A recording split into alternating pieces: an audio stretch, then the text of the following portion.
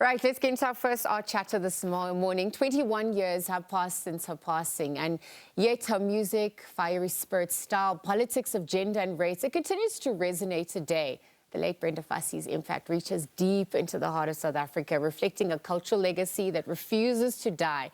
And so on the 16th of December, renowned author Bongani Madondo is hosting a special libation, relaunch, rereading in honor of the late pop star, but also just to pay homage to the new release of a book that maps her extraordinary life, her journey. Starting from her ancestors' arduous trek into the Eastern Cape in the 1800s, and that's right up until through her reign during the punk rock kasie era. So for more on this, we're going to actually be joined by Café founder Clifford, Mashishimane, and public programming director Abduljami Tswai. Good morning to the both of you. Thank you for your time. Merry morning. Thank you for having us.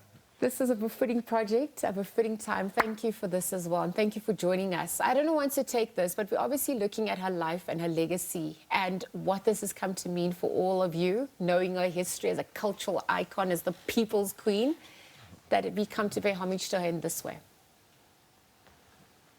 You can take it. Oh, yeah. All right. No, thank you so much. Let me first and foremost extend the universal greetings of peace upon everyone. Peace be upon you. Assalamu alaikum. Tswai Abduljami, yes. First and foremost, I think reflection of any person's life, it's around what they leave behind, their work. And when we speak about Brenda Fassie, her work, I think, touched us in a number of ways. One, we want to put a spotlight on the day that we have chosen to really interrogate, so to speak, or reflect on the portrait of her lifestyle and politics. We have chosen the day, the 16th of December, which is the day of reconciliation. And I think we have explored the life of Mabr from different angles and so forth. But I think we felt that it's quite important that we reflect on her contribution around the subject matter of reconciliation. We are going to be looking at from Black President to be Patong. That's an important angle. If you look at her song, Black President, which was, paying respect to Mandela's contribution and the leadership collective and the ordinary people of South Africa who longed for his release, who were longing for that democratic dispensation. Now, subsequent to his election, then Mandela establishes the Truth and Reconciliation Commission. And then we would then later mark the day, the 16th of December, as the Day of Reconciliation. But another aspect is songs such as We Patong, which were then putting also a spotlight on the black on black.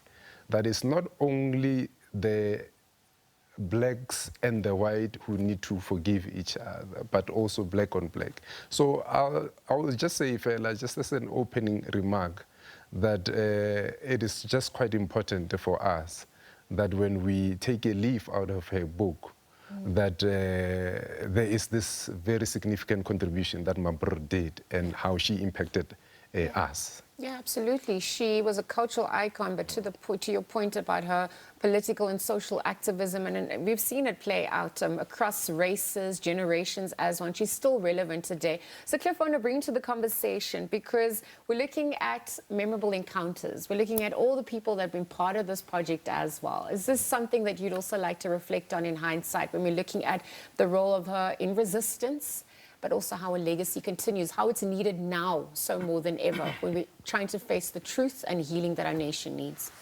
Yeah, thank you, Lizelle. I think Brenda, she's been a voice in our, you couldn't miss her voice in your upbringing. Everybody, you know, it doesn't matter if you're musically inclined or not. Brenda is the soundtrack of a South African. Yes. You know, and especially the times when you know, blacks were, you know, sidelined, and then things were not going well. So I mean, in my recollection, and it brings me joy now when I had to learn years later that the person who wrote the biography of Brenda Fassie was actually my homeboy, my brother, and I just learned it years later. And for him to bring it back to Hammanskraal, where she came 40 years ago, you know. So it's something that really, you know, touched me in a way that Bongani puts it, how it affected him those years when she came to Hammanskraal, you know. Sure. So for him to bring it back in my establishment, you know, so you can see that when the time is right, everything aligns, you know, and the spirit of Brenda that, you know, was supposed to be forgotten will never be forgotten because of all this, you know, series of events that brings people like Bongani and us, you know, to revive the memory, you know, and remember where we're coming from. Abduljami, do you want to also touch on what Cliff has mentioned when it comes to some of those memorable aspects, the people that you got to collaborate with, how it will continue to keep a legacy alive from here into, especially in the time of truth, where we're seeing the issues of our social fabric being jaded or challenged once again? Yeah, I think today we are in a digital age. So we were just having a conversation about that, you know, on our way here, to say that how that has changed a lot of dynamics. So, one, I just want to take us first and locate the venue where we will be hosting this. Okay. So that then in response to that particular question, then we locate it within a proper context. Cliff Café is the first coffee-themed restaurant in and around Temba. So let's triangulate. You have Dinukeng on one end, which is a stone throw away from us. You have Tswai Crater on the other.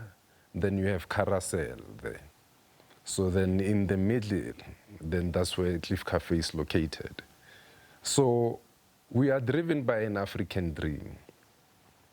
And we want to see the city of Tswai and the continent of Africa as a perfect location, tourist attraction and investment destination. So for that dream to come true, we need a team.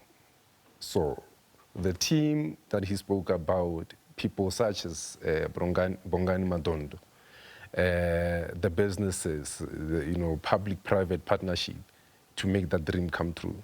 So then we are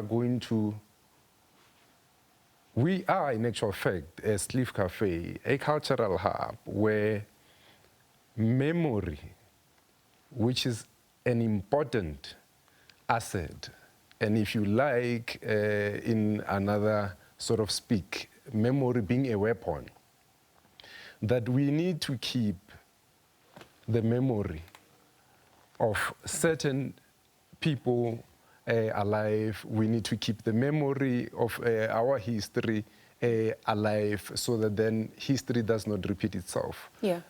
So we are just using this event because just as a quick one to say that what happens then eventually, because that's what events are about.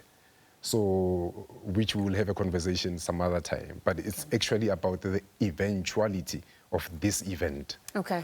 Well, all roads lead to the 16th of December. Thank you for your time and for sharing, you know, that memory of our country, of Africa as well. Clifford, Mashishimane and Abduljami Tswai. They were chatting about the fabulous Brenda Fassie, the event that honors a legacy, of course, and her life as well. We're looking forward to seeing how that is going to continue to be uplifted as we reflect her life and times. Let's leave it there. We'll be right back after this.